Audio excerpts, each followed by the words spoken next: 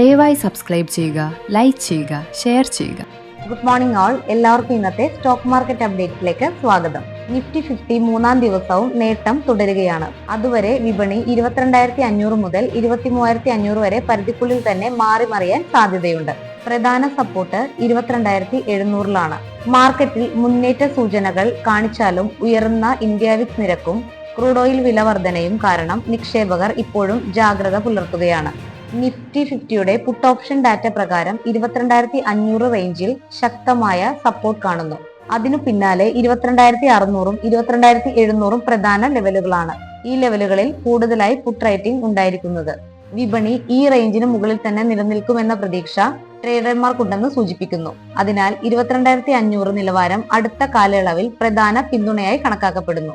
Bank നിഫ്റ്റിയുടെ call option data പ്രകാരം 54,000 നിലവാരത്തിൽ ശക്തമായ പ്രതിരോധം കാണുന്നു. അതിനു പിന്നാലെ 53,000-ഉം 52,000-ഉം പ്രധാന ലെവലുകളാണ്. 54,000-ന് സമീപമുള്ള റേഞ്ചുകളിൽ കൂടുതലായി കോൾ റേറ്റിംഗ് ഉണ്ടായിരിക്കുന്നത്. അടുത്ത ദിവസങ്ങളിൽ ഈ മേഖലയിൽ വിൽപ്പന സമ്മർദ്ദം ഉണ്ടാകാൻ സാധ്യതയുണ്ടെന്ന് പ്രതീക്ഷിക്കുന്നു. ബാങ്ക് നിഫ്റ്റിയുടെ പുട്ട് ഓപ്ഷൻ ഡാറ്റ പ്രകാരം 52,000 നിലവാരത്തിൽ ശക്തമായ സപ്പോർട്ട് കാണുന്നു. അതിനു പിന്നാലെ 53,000-ഉം 54,000-ഉം പ്രധാന ലെവലുകളാണ്. 52,000, 52,500 നിരക്കുകളിൽ കൂടുതലായി പുട്ട് റേറ്റിംഗ് കാണുന്നു.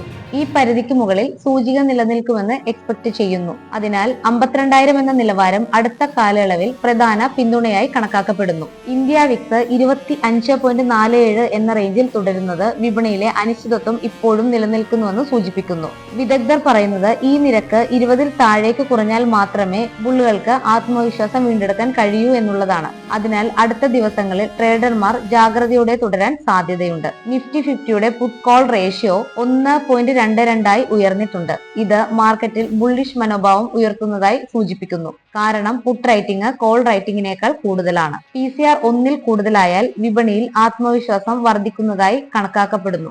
അതേസമയം ഇത് 0.7-ൽ താഴേക്ക് കുറഞ്ഞാൽ വിപണി ബെയറിഷ് ട്രെൻഡിലായി മാറുന്നതായും സൂചന ലഭിക്കുന്നു. നിഫ്റ്റി മൂന്നാം ദിവസവും ഉയർന്ന പോസിറ്റീവ് മൊമെന്റം പ്രകടിപ്പിക്കുന്നു. 9 ദിവസത്തെ EMA-യും ഫിബൊനാച്ചി നിലവാരങ്ങളും മുകളിൽ ക്ലോസ് ചെയ്തതും ശ്രദ്ധേയമാണ്. എന്നാൽ ഇന്ത്യ വിക്സ് 25-ന് മുകളിലായി തുടരുന്നതിനാൽ വിപണിയിലെ അനിശ്ചിതത്വം തുടരുന്നു. നിഫ്റ്റി അടുത്ത ദിവസങ്ങളിൽ 22,500 മുതൽ 23,500 വരെ റേഞ്ചിനുള്ളിൽ ട്രേഡ് ചെയ്യാൻ സാധ്യതയുണ്ട്. അതേസമയം ബുള്ളിഷ് ട്രെൻഡ് തുടർന്നാൽ ബാങ്ക് നിഫ്റ്റി 53,000 എന്ന നിലവാരം ലക്ഷ്യമിടാനും സാധ്യതയുണ്ട്. ബാങ്ക് നിഫ്റ്റി മൂന്നാം ദിവസവും ഉയർന്ന് 1,060 പോയിന്റ് നേട്ടത്തോടെ 52,609-ൽ ക്ലോസ് ചെയ്തു. മാർച്ച് 30-ലെ ഗ്യാപ്പും ഫിൽ ചെയ്തു. ടെക്നിക്കൽ സൂചനകൾ പോസിറ്റീവാണ്. സൂചിക 10 ദിവസത്തെ EMA-ക്ക് മുകളിലായി നീങ്ങിയിട്ടുണ്ട്. RSI 40-ന് മുകളിലെത്തി. MACD ബുള്ളിഷ് സിഗ്നൽ നൽകുന്നു. ഇത് വിപണിയിൽ സ്ഥിരമായ വാങ്ങൽ താൽപര്യം മെച്ചപ്പെട്ട മൊമെന്റം കാണിക്കുന്നതായി സൂചിപ്പിക്കുന്നു. ഈ ട്രെൻഡ് തുടർന്നാൽ ബാങ്ക് നിഫ്റ്റി 53,000 എന്ന നിലവാരം ലക്ഷ്യമിടാൻ സാധ്യതയുണ്ട്. നിഫ്റ്റി IT ദുർബലമായ വിപണിക്കിടയിലും മികച്ച പ്രകടനം കാഴ്ചവെച്ച് ഏകദേശം 0.8% ഉയർന്നു. ആഗോള സംഘർഷങ്ങളും രൂപയുടെ ദുർബലതയും കാരണം നിക്ഷേപകർ എക്സ്പോർട്ട് ഓറിയന്റഡ് സ്റ്റോക്കുകളിലേക്ക് മാറിയതാണ് ഇതിന് കാരണമായത്. വിപ്രോ ഏകദേശം 2% നേട്ടത്തോടെ മുന്നിൽ നിന്നു. അതേസമയം ഇൻഫോസിസും ടെക് മഹീന്ദ്ര 1 മുതൽ 2% വരെ ഉയർന്നു.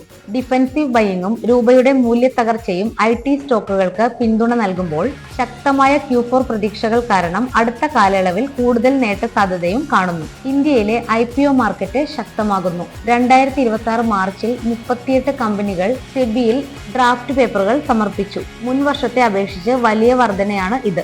SBI fund management, Manipal health enterprises തുടങ്ങിയവ അപേക്ഷകരിൽ ഉൾപ്പെടുന്നു. കൂടാതെ NSE, ജിയോ പോലുള്ള വലിയ കമ്പനികളും ഉടൻ IPOയ്ക്ക് തയ്യാറെടുക്കുന്നുണ്ട്.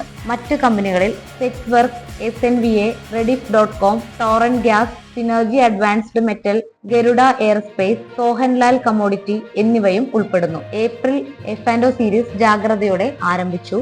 ബാങ്ക്, ഓട്ടോ, FMCG മേഖലകളിൽ വലിയ തോതിൽ ഷോർട്ട് പൊസിഷനുകൾ ഉണ്ടാവുന്നത് സെൽ ഓൺ റൈസ് തന്ത്രം പിന്തുടരുന്നതായി സൂചിപ്പിക്കുന്നു. മാർച്ചിൽ വിപണി ശക്തമായി ഇടിഞ്ഞു. നിഫ്റ്റി ഫ്യൂച്ചേഴ്സ് 12% മുകളിൽ ഇടിഞ്ഞ് കോവിഡ് സമയത്തിന് ശേഷമുള്ള ഏറ്റവും വലിയ ഇടിവാണിത്. ബാങ്ക് നിഫ്റ്റിയും ഏകദേശം 18% താഴ്ന്നു. മിഡ് ക്യാപ്, സ്മോൾ ക്യാപ് സ്റ്റോക്കുകളും ഏകദേശം 11% വരെ ഇടിഞ്ഞു. ആഗോള സംഘർഷങ്ങൾ, ഉയർന്ന ഓയിൽ വില, രൂപയുടെ ദുർബലത എന്നിവ കാരണം സമ്മർദ്ദം തുടരുന്നു. കൂടാതെ കുറഞ്ഞ ചിലവിൽ റോൾ ഓവേഴ്സ് നടക്കുന്നത് ട്രേഡർമാരുടെ ആത്മവിശ്വാസം കുറവാണെന്ന് കാണിക്കുന്നു. ഇന്ത്യയുടെ സർവീസ് PMI മാർച്ചിൽ 14 മാസത്തിനിടയിലെ ഏറ്റവും കുറഞ്ഞ നിലയായ 57.5 താഴ്ന്നു. ഇത് സർവീസ് മേഖലയിലെ വളർച്ച മന്ദഗതിയിലാണെന്ന് സൂചിപ്പിക്കുന്നു. എന്നിരുന്നാലും ഇത് എപ്പോഴും വളർച്ചയുടെ പരിധിക്കുള്ളിൽ തുടരുന്നു. മൂഡീസ് ഇന്ത്യയുടെ Baa3 റേറ്റിംഗ് നിലനിർത്തി. ശക്തമായ സാമ്പത്തിക വളർച്ചയും സ്ഥിരതയുള്ള വിദേശ നിലപാടും ഇതിന് പിന്തുണയായി. എന്നാൽ മിഡിൽ ഈസ്റ്റ് സംഘർഷങ്ങളും ഉയർന്ന സർക്കാർ കടബാധ്യതയും ഭാവിയിലെ സാമ്പത്തിക നിലയെ ബാധിക്കാനുള്ള സാധ്യതയുണ്ടെന്ന് മുന്നറിയിപ്പും നൽകി. ഇന്ത്യ ഒരു വലിയ ആണവ നേട്ടം കൈവരിച്ചു. കൽപ്പാക്കത്ത് സ്ഥിതി ചെയ്യുന്ന prototype fast breeder reactor criticality നേടിയിട്ടുണ്ട്. അതായത് ഇത് സ്വയം തുടരുന്ന ആണവ ചെയിൻ റിയാക്ഷൻ നടത്താൻ കഴിയുന്ന നിലയിലെത്തി.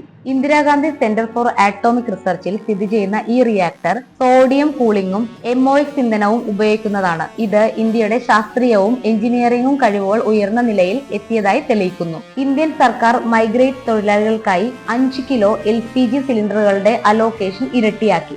ഡൊണാൾഡ് ട്രംപ് ഇറാനോട് കടുത്ത മുന്നറിയിപ്പ് നൽകി. അമേരിക്കയുടെ ആവശ്യങ്ങൾ പാലിക്കാത്ത പക്ഷം ഇറാനെ ഒരു രാത്രിയിൽ തന്നെ നീക്കം ചെയ്യുമെന്ന് അദ്ദേഹം പറഞ്ഞു. Citadel capital fund CKK retail മാർട്ടിൽ 1.82% ഓഹരി വിറ്റതിനെ തുടർന്ന് വിപണിയിൽ നെഗറ്റീവ് പ്രതികരണം ഉണ്ടായി. സ്റ്റോക്ക് 125 രൂപയായി 3.8% താഴ്ന്നു. നിക്ഷേപകർ ജാഗ്രത പുലർത്തുകയാണ്. HDFC ബാങ്കിൽ ഫോറിൻ ഇൻവെസ്റ്റേഴ്സ് Q4ൽ ഏകദേശം 35,000 കോടി മൂല്യമുള്ള ഓഹരികൾ വിറ്റു. അവരുടെ പങ്ക് 3.6% കുറഞ്ഞു. ഇത് ബാങ്ക് സ്റ്റോക്കിലെ ദുർബല മനോഭാവം സൂചിപ്പിക്കുന്നു. റെയിൽ വികാസ് നിഗം ലിമിറ്റഡ് 242 കോടി ഓർഡർ നേടിയിട്ടും ഓഹരികൾ താഴ്ന്നു. കഴിഞ്ഞ 3 മാസത്തിൽ ഏകദേശം 28% ഇടിവാണ് ഉണ്ടായിട്ടുള്ളത്. സെൻകോ ഗോൾഡ് 12% ഉയർന്നു. ശക്തമായ Q4 ഫലങ്ങളും 35% വാർഷിക വളർച്ചയും കാരണം. V-മാർട്ട് റീറ്റെയിൽ 9% ഉയർന്നു. മികച്ച ബിസിനസ് പ്രകടനത്തെ തുടർന്ന്. സ്വർണവും വെള്ളിയും ചെറിയ തോതിൽ ഉയർന്നു. Corporate actions Varun beverage dividend 50 പൈസ, CIE ഇന്ത്യ ഡിവിഡന്റ് 7 രൂപ, സനോഫി ഇന്ത്യ ഡിവിഡന്റ് 48 രൂപ, വെസൂവിയസ് ഇന്ത്യ ഡിവിഡന്റ് 1.5 രൂപ. Upcoming IPOs Om power transmission IPO limited. Upcoming IPOs Om power transmission limited. Open date 9 April 2026, close ചെയ്യുന്നത് 13 April 2026. Pro share IPO open date 10 April 2026, close date 16 April 2026. FIS DIS data. FIS selling 8,167 crore, DIS buying 8,088 crore. Nifty 50 ഇപ്പോൾ range bound with positive bias എന്ന നിലയിലാണ്. അതായത് വിപണി ഒരു പരിധിക്കുള്ളിൽ തന്നെ നീങ്ങുമ്പോഴും ചെറിയ ബുള്ളിഷ് സ്വഭാവം കാണിക്കുന്നു. ചുരുങ്ങിയ കാലയളവിൽ നിഫ്റ്റി റിക്കവറി കാണിക്കുന്നുണ്ടെങ്കിലും മൊത്തത്തിലുള്ള ട്രെൻഡ് ഇപ്പോഴും ബെയറിഷ് ആണ്. പുട്ട് കോൾ റേഷ്യോ ബുള്ളിഷ് ആയതും IT, ബാങ്കുകൾ എന്നിവ ഒരു ബൈങ് ഇൻട്രസ്റ്റ് കാണുന്നതും ഉയർച്ചയ്ക്ക് പിന്തുണയാണ്. എന്നാൽ ഉയർന്ന ഇന്ത്യ വിക്സ്, ആഗോള സംഘർഷങ്ങൾ, കൂടിയ ഷോർട്ട് പൊസിഷനുകൾ എന്നിവ വിപണിയിൽ അൺസർട്ടനിറ്റി തുടരുന്നതായി സൂചിപ്പിക്കുന്നു. നിലവിൽ buy on dip and sell on rise എന്ന തന്ത്രം പിന്തുടരുന്നതാണ് ഉചിതം. കാരണം ഇതുവരെ ശക്തമായ ബുള്ളിഷ് സ്ഥിരീകരണം ലഭിച്ചിട്ടില്ല. പ്രത്യേകം പറയട്ടെ, ഇതൊരു എഡ്യൂക്കേഷണൽ പർപ്പസിനുള്ള വീഡിയോയാണ്. ഒരിക്കലും ഇത് റെക്കമെൻഡേഷൻ അല്ല. വിദഗ്ധ ഉപദേശം നേടി വേണം സ്റ്റോക്ക് മാർക്കറ്റിൽ ഇൻവെസ്റ്റ് ചെയ്യാൻ. Q4 റിസൾട്ടുകൾ ഇപ്പോൾ തുടങ്ങിയിരിക്കുകയാണ്. 9-ാം തീയതി TCSന്റെ റിസൾട്ട് ആണ്. മാർക്കറ്റ് ഹൈലി വൊളറ്റൈൽ ആകാനുള്ള സാധ്യത കൂടുതലാണ് ഈ റിസൾട്ട് സീസണിൽ. ഇത് കൂടുതലും സ്ക്രിപ്റ്റ് വൈസ് വൊളറ്റൈൽ ആയിരിക്കും. സ്റ്റോക്ക് റിയാക്ട് ചെയ്യുന്നത് ഏർണിംഗ് സർപ്രൈസിന്റെയും ഫിനാൻഷ്യൽ ഇയർ 2027ലേക്കുള്ള ഗൈഡൻസിന്റെയും അടിസ്ഥാനത്തിലായിരിക്കും. ഒരു മോഡറേറ്റ് ഗ്രോത്തോടു കൂടിയ മിക്സഡ് പെർഫോമൻസ് ആണ് ഓവറോൾ പ്രതീക്ഷിക്കുന്നത്. ജിയോ പൊളിറ്റിക്കൽ ഇഷ്യൂ ഇമ്പാക്ട് ഉണ്ടാക്കാൻ സാധ്യതയുണ്ട്. ഹെവി പൊസിഷൻസ് ഈ സമയത്ത് വളരെ സൂക്ഷിച്ചു വേണം കൈകാര്യം ചെയ്യാൻ. സെക്ടറൽ വൈസ് നോക്കിയാൽ IT ഒരു വീക്ക് ആണെങ്കിലും ഒരു ഫ്ലാറ്റ് ഗ്രോത്ത് ആണ് പ്രതീക്ഷിക്കുന്നത്. ഗൈഡൻസ് ഇമ്പോർട്ടന്റ് ആണ്. അതിൽ എന്തെങ്കിലും വ്യത്യാസം വന്നാൽ ഒരു കറക്ഷന് സാധ്യതയുണ്ടാവും. ഇനി banking and financial sector strong loan growth കാണുന്നു. NPA സ്റ്റേബിൾ ആണ്. അതുകൊണ്ട് തന്നെ ഒരു പോസിറ്റീവ് റിസൾട്ടുകൾ എക്സ്പെക്ട് ചെയ്യുന്നു. ഓട്ടോ സെക്ടറിൽ സെയിൽസ് സ്റ്റേബിൾ ആയിരിക്കും. EV ആവശ്യകത കണ്ടിന്യൂ ചെയ്യുന്നു. FMCG മാർജിൻ ഇംപ്രൂവ് ആവുന്നുണ്ട്.